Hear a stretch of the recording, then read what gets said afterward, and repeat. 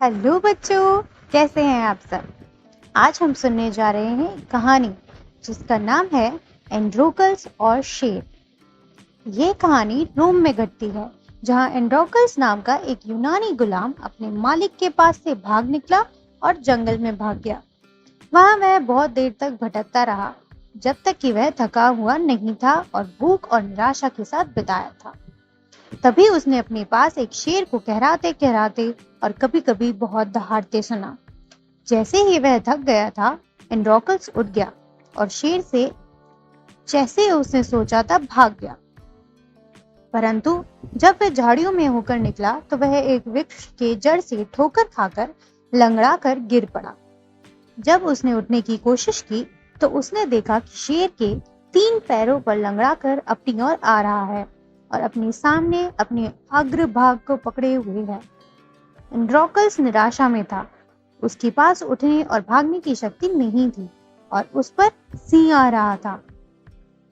लेकिन जब वह बड़ा जानवर उस पर हमला करने के बजाय उसके पास आया तो वह कराहता रहा और उसे देखता रहा। उसने देखा कि शेर अपना दाहिना पंजा पकड़ा रहा था। वह खून से लथपथ था और बहुत सूज गया था। इसे और करीब से देखने पर एंड्रोकल्स ने एक बड़े बड़े कांटे को पंजे में दबे हुए देखा, जो शेर की सारी परेशानी का कारण था। हिम्मत जुटाकर उसने कांटे को पकड़ लिया और शेर के पंजे से खींच लिया, जो कांटा निकलने पर दर्द से दहाड़ रहा था। लेकिन जल्द ही इससे इतनी राहत मिली कि उसने एंड्रोकल्स पर फप्तियां कसी और दिखाया। हर तरह से वो जानता था जिसे उसने राहत दी थी। उसे खाने के बजाय वह उसे युवा हिरण लाया, जिसे उसने मार डाला था, और एंड्रोकल्स उससे भोजन बनाने में कामयाब रहा। कुछ समय के लिए शेर अपने द्वारा मारे गए खेल को एंड्रोकल्स के पास लाता रहा, जो विशाल जानवर का काफी शौकीन हो गया था। लेकिन एक दिन कई सैनिक जंगल में घूमते हुए आए और एंड्रोकल्स को ढूंढ लिया। जब वह स्पष्ट ना कर सका कि वह क्या कर रहा था, तो वह उसे बंदी बनाकर नगर में ले आए, जहां वह भाग गया।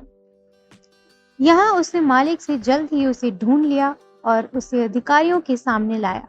जल्द ही एंड्रोकल्स को अपने मालिक से भागने के लिए मौत की सजा दी गई। अब यह एक बड़े सर्कस में हत्यारों और अन्य अपराधियों को शेरों के सामने फेंकने का रिवाज हुआ करता था, ताकि अपने जब अपराधियों को दंडित किया जाए तो जनता उनके और जंगली जानवर के बीच लड़ाई के तमाशे को आनंद ले सके। इसलिए एंड्रोकल्स को सिंहों के सामने फेंके जाने की निंदा की गई और नियत दिन पर उसे अखाड़े में ले जा गया और सिंह से बचने के लिए केवल एक भाला के साथ वह अकेला छोड़ दिया गया। सम्राट उस दिन शाही डिब्बे में था और उसने शेर को बाहर आने और एंड्रोकल्स पर हमला करने का संकेत दिया।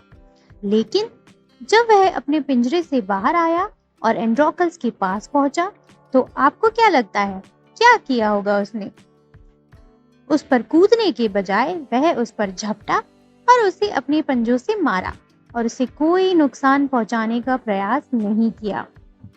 निश्चय ही वह वही शेर था जिससे एंड्रोकल्स जंगल में मिले थे। इतने क्रूर जानवर में इस तरह के अजीब व्यवहार को देखकर सम्राट ने आश्चर्यचकित होकर एंड्रोकल्स को अपने पास बुलाया और उससे पूछा कि ऐसा कैसे हुआ कि इस विशेष शेर ने स्वभाव की अपनी सारी क्रूरता खो दी थी। तो एंड्रोकल्स ने सम्राट को वह सब बताया जो उसके साथ हुआ था और कैसे शेर ने उसे कांटों से मुक्त करने के लिए आभार प्रकट किया था। इसके बाद सम्राट ने एंड्रोकल्स को माफ कर दिया और अपने मालिक को उसे मुक्त कराने का आदेश दिया, जबकि शेर को वापस जंगल में ले जाया गया और एक बार फिर स्वतंत्रता का आनंद लेने के लिए छोड़ दिया गया। धन्यवाद बच्चों, मैं आपसे फिर मिलूंगी। तब तक के लिए बाय बाय।